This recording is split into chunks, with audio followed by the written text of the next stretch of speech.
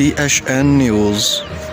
वगण भरिसां ॻोठ पखो में प्लाट जी मालिकीअ तां ॿोड़ा ऐं इसराण धुरनि में छिकताण वधी वई।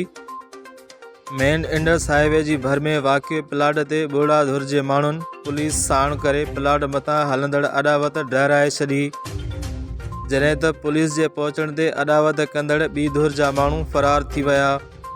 उन हवाले सां गुलाम शबीर ॿोड़ो जो चवणु हो त प्लाट मुंहिंजो ज़ाती ख़रीद थियल आहे, जंहिंजा मूं वटि काग़ज़ पिणु मौजूदु आहिनि। मुंहिंजे प्लाट ते इलाइक़े जो सियासी बाअसर माण्हू कब्ज़ो कराइण थो चाहे, जंहिं काल हथियार बंदि मोकिले प्लाट ते कब्ज़े जी कोशिश करे अॾावत कराई, जंहिंजी शिकायत पुलिस खे ॾिनी हुई, जंहिं बाद पुलिस कार्रवाई करे कब्ज़ो ख़तमु करायो आहे।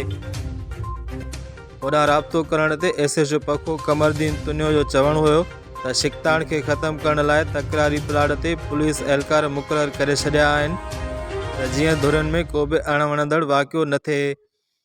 उन लाइ कार्रवाई करे SSP कंबर खे आगाह कयो आहे। वधीक जीअं हुकुम मिलंदो त एक्शन वरितो वेंदो।